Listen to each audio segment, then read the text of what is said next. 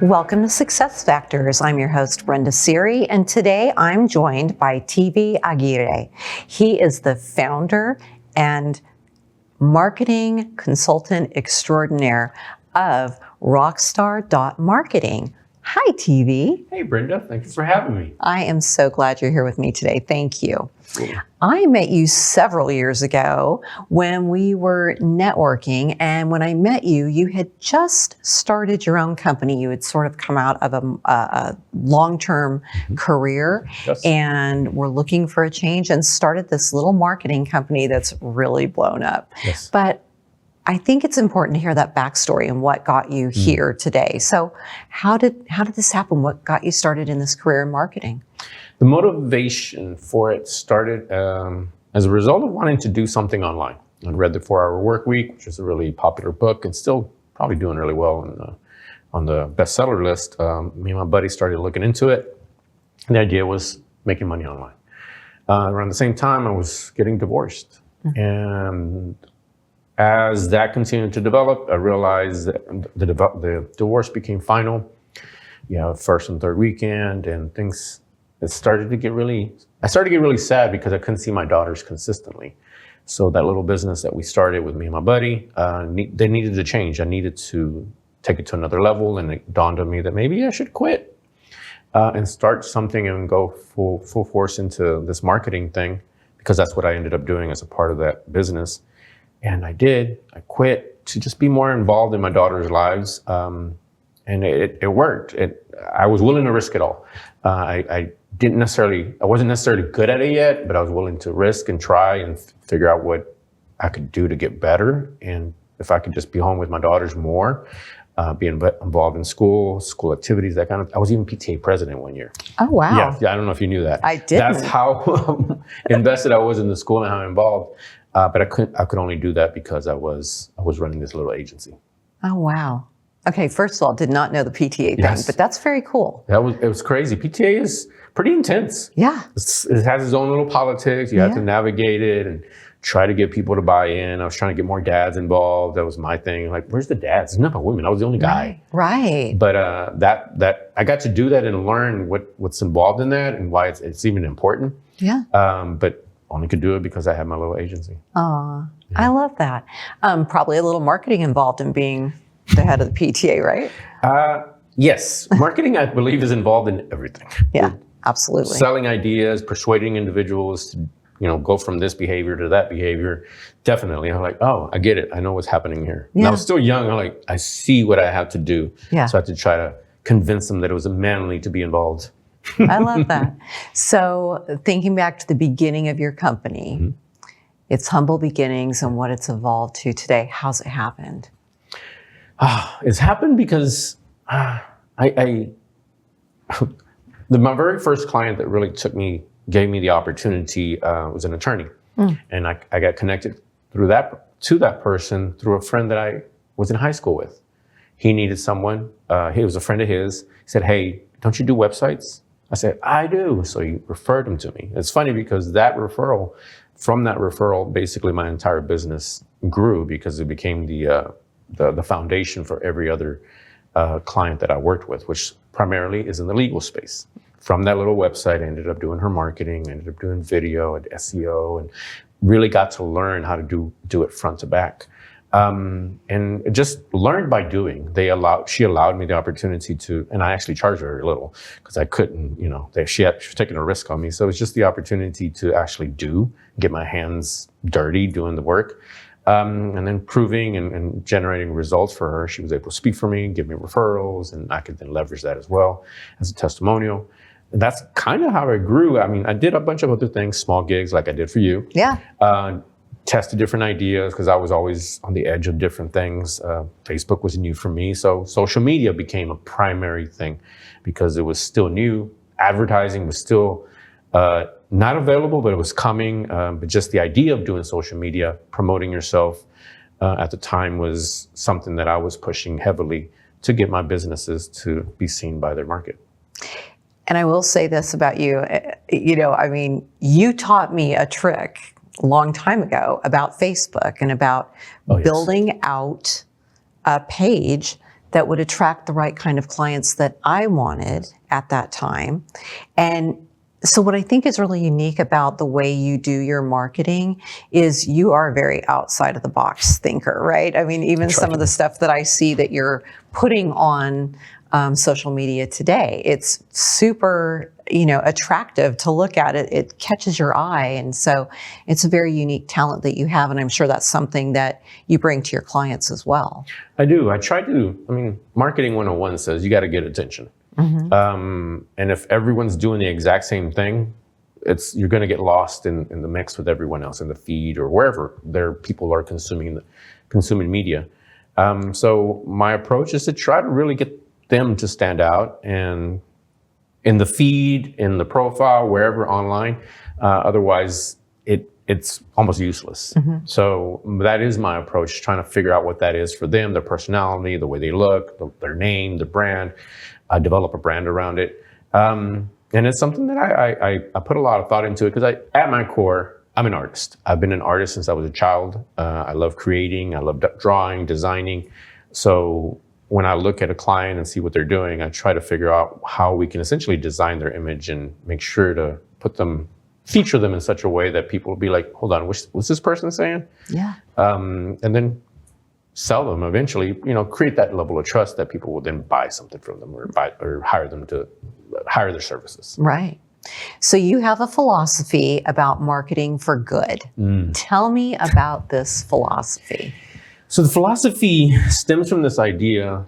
First, there's this idea that marketers ruin things. And on some level, it's quite true because we ruin Facebook, we ruin social media, we ruin the internet. And because once we figure out that something works, there's so many of them that now we're trying to do it in such volume that we ruin it, like spamming. This is essentially done by marketers who decide, hey, let's call 1,000 people a minute and spam the crap out of people.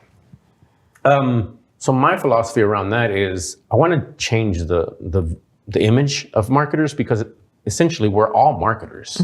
We're all selling, persuading, trying to move people from one position to another, trying to get people to donate to a cause, for your church, for whatever you can imagine. We're marketers. We're selling ideas and trying to get people to believe in us and make a change in behavior. Right. So it comes from this place of knowing that we're all essentially marketers and using it for good to do some good in the world. And I feel like if we try to do that more and more, the marketer itself, being marketers ruin everything, we can change that idea into something more positive because we're doing it anyways. Let's just not be so shady. And that's my philosophy, is to do things that not shady at all. Some people will leverage or lean into scarcity or people's pain points to such a way that it really makes people sad and miserable and creates miserable people, frankly, because they're creating problems to try to sell the solution. And I'm just not a fan of that. Yeah. So if I was a potential client and I came to you and said, what can you do to help me market my company for good? What does that look like if somebody gives you that task? Figure out what those benefits are that you are trying to help your client with. Every business essentially solves a problem. I actually did a little exercise yesterday, just driving down the street. I'm like, oh, they're solving hunger, McDonald's. Oh, they're helping people with their finances, a bank, right? So every business has benefits that they're serving their clients. So really lean into that more. And not so much into the painful part, like, oh, are you broke? You can't feed your children? Like it works. The sad thing is that marketing in that direction also works because it grabs people's attention. Like, yeah, that's me. I am broke, or I need an opportunity. What I would do with you is to sit down and talk about the benefits that you are going to give your target market and try to lean into those and tell those messages and those stories. So you talked earlier that you started off supporting the legal field, and that was kind of your first client. But today, it's been over 10 years now that you've been in business. So today, who are your target clients? It's still legal, primarily. Half of my roster is still law firms. Okay. But I now have a medical practice, direct primary care practice, which essentially is a clinic that you pay a monthly fee And now you have a doctor that you can reach out to almost on the call. I love them. They're client. I'm a patient of theirs, and so is my family. Fantastic practice. I'm talking to a daycare right now. I'm really trying to diversify, and I help other home businesses or people that are just providing good services in the community. Local businesses primarily. I don't do anything B2B or online, like where you're just selling online type of thing. But it's local businesses that are just doing good and showing up in people's homes or trying to help the individual consumer in the local market. And you're, in talking about those more smaller businesses, maybe in early growth stages, how does involving yourself with someone to help you professionally with your marketing, how do you see that helping them grow their business? So one of the things I tell my clients a lot, or prospects when they're coming to me, because sometimes they're like, I know I need to do marketing, or I keep being told I should do more marketing or be more aggressive, but I just don't know. I've been doing it myself, or I have a friend, they're startups. And most of the law firms that I started with were startups. So they gave me the same thing. They're like, look, you are a lawyer or you are a roofer, and you have to practice that. You have to understand all the legality, all the regulation. You have to manage your team. You have no business, really. You shouldn't be marketing, if we're being fair. You should have somebody doing it because you are a lawyer. Let me market. I'm a marketer. Because you're being distracted, and I don't think it's the highest ROI of your time and your intelligence. You need to hire someone, even if it's on the low end, even if it's not me, find someone that is lower pay scale, but someone that can help you, because otherwise you're wasting your time and you're not going to ever grow at the pace that you would like to, because you're too busy doing things that you're not really good at. You shouldn't be. It's not an insult so much as it is a fact. I love that, actually. That's really, really smart thinking. It's a great way to approach it. I always tell the people on my team, while you are a recruiter, you are a salesperson, right? Yes. And I think marketing and sales sort of touch on each other. And they're in the Venn diagram. And we touched on this earlier about the concept that when we talked about marketing for good, you said, we're all marketers. And so I would assume, I actually perused your website and I saw where you talked about that we are all marketers. So tell me more about what this means. I mean, you don't need a marketing degree to be a marketer. I heard someone say, a marketing individual, I think his name is Rory Sutherland. He's the head of Europe. I forget the name of the company. He's a really popular guy, really well-spoken. And he said something that struck me. He said, humans are born with a natural marketing ability. From the moment the child is born, it knows it needs to get attention. So what does it do? It starts crying in an effort to get attention, to get its needs fulfilled. And that, to me, just pretty much sums up the philosophy of, like, we all have needs. We all have desires, and we have to market the idea of, like, can you help me, or can you get me closer to fulfilling this desire, this need, this movement, whatever it may be. So we just don't know we're doing that when we're having conversations with people. We're trying to persuade, even when you decide on what movie to go to with your husband, he may have an idea, you may have an idea. Now you're both going to sell each other and persuade each other on why we should watch this show versus that movie. Well, this one has Brad Pitt. We're going to throw in some credibility. He's known for producing some good movies. He's good to look at. He's easy on the eyes. He's a great actor, and so forth and so on. Yeah. This one's even being nominated for an Oscar. So we're selling and trying to persuade the other. Another mentor of mine says, when two people meet, a sale is made. Both people may not realize it, or one person doesn't realize it, they're going to get sold. Wow. So that's where that comes from. I love that. So if somebody comes to you and says, look, my business is growing, but I kind of want to get it to the next level, right? What can you do to help a company sort of grow their business with the use of marketing? Oh, it's up to them at that point. Like, if you really want to grow, then it's a matter of putting gasoline on the fire, especially if you already have a great product or service, which apparently has been proven out, they're growing, right? So that now you know the model works, your pricing, maybe your infrastructure, the offer in the marketplace is working. So it's not just a matter of getting more eyeballs on it. Even we're here, they do PR. The idea is to get more people to see that message, and ideally, if the more people that see it, enough of those individuals who see that message the message will resonate with them, and they'll pick up the phone and call. Yeah. Especially if they have a good offer, a good introductory offer, things of that sort. So it's, what do you want to do? How big do you want to grow? I had a client that wanted to grow to $1 million a month. Well, we started, by the time we left, we had a great relationship, great tenure. He was spending $100,000 a month, but it was producing results on the other side, and he was getting hundreds of millions of people watching his stuff. So therefore, the results speak for themselves. The more eyeballs you're in front of, it's just a matter of then closing them and getting in front of enough people to where enough of them will call. So if someone has a really limited marketing budget and they're like, can you just kind of help me understand what target maybe I should go towards to start before I start really investing more as my business is growing? Is it more website stuff, SEO? What's the best thing to do? That's a good question. I think at the beginning is making sure that they know what they're offering, that they know who they're selling to.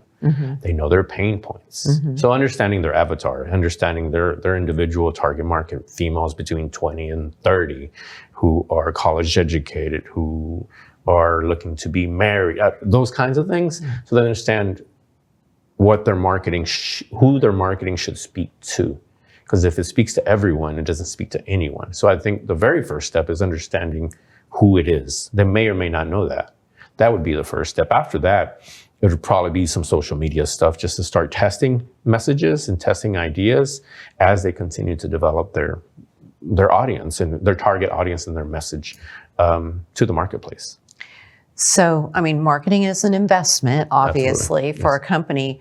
How does a company know if they've hired the right marketing firm? Because I would suppose you should expect some kind of investment, return on your investment, right? It depends on the type of marketing you're doing. Because marketing is a really general term. When I first started in the business, and we used to go networking, apparently half the room were marketers. And it was like, oh my God, I'm competing against all these people. But then you get to talking to them, it's like, a marketer is somebody that just goes door to door and knocks and tries to hand out pamphlets. That's a marketer. So, let's say it's a billboard. That's within the marketing space. That's going to be different. If you go into TV, it's different. It depends on what kind of marketing you're doing, and is it a direct marketing? So if it's direct marketing, it's the kind of marketing where there's a direct call to action on the screen. Call us now to claim your free right? And all the marketing is aimed in that direction to get a result. So therefore, if you don't see results on that type of marketing, it's going to take a while. It's going to take weeks, months to see results. SEO, search engine optimization, that takes forever. And given the nature of how Google is now kind of changing it up with AI, we don't know how that's going to shape up. In SEO, they tell you it's going to take 3 to 6 months before your website is showing for your target keyword. Now, if you do Google Ads, that should be almost immediate. Like within the first week or two, you should start seeing some indication that the message is working, the marketing, the target, that market that they're aiming for, that it's working, or it's not, and then start changing the strategy. So social media, you should see some growth there. You should, if you have some call to action, that might be almost immediate. If you put money into it, there's thousands of people that may see that video or that piece of content today, and you should see some action in there to give you an indication on whether it's working or not. With most of my clients that I work with, within the first week or two, we know this is working or not. And that's the beauty of digital, because you get immediate results and you can start altering your strategy to fit. Like, oh my goodness, we produced this video, it's getting views, we're paying for them, but nobody's calling. Let's change that up. Something's wrong. But if you do a TV ad, that's going to be a little different. Does that make sense? Because it's the connection to the target audience isn't right there as it is with social media. It's funny because as you were talking, I was thinking, back in the day, I remember when like radio was the place everybody wanted their commercial to be heard, and and then television, and it's just really evolved into a whole different thing, hasn't it? And on radio and TV, it's still there, but Sure. they'll have a call to action, and they'll even say, mention this commercial, so they can prove that that piece of that ad is producing results. Right. Coupons are a result of is a way for marketers that in the old days to prove that this piece of media or this advertisement in the newspaper is working. So you have to rip it out, and then they deliver and they count them like, oh, these are the results. Moving forward, people ask me like, what's that look like? Where should we be? Like wherever eyeballs are at. To your point, TV, eyeballs and ears, right? Wherever those eyeballs are, that's where you should be. Wherever your people are engaging in and organizing and hanging out and having conversations, you should be there. Wow, that's really, really good advice. I like it a lot. I mean, I'm here away from my office today doing this with you, so I think we see the value for sure. Yeah. Podcast. Yeah, absolutely. So, Teevee, I know I've worked with you. You've brought your daughters, one of your daughters, into the business as well. Yes. And I have worked with her in helping me with some new marketing stuff. Yes, and she's phenomenal. But if people are watching today and they're interested in connecting with you, what is the best way to do that? Best way to do that is just visit my website at www.Rockstar.Marketing. It's actually part of the domain. Or just search for Teevee the Marketer online, and you should find all my stuff and ways to get in contact with me, and just reach out. Let's have a conversation. Good. I love it. I know people won't go wrong if they get the chance to work with you. Thank you so much for that. Thanks for being here today, Teevee. I really appreciate it. And that's it for today's show, and we'll see you next time. Bye.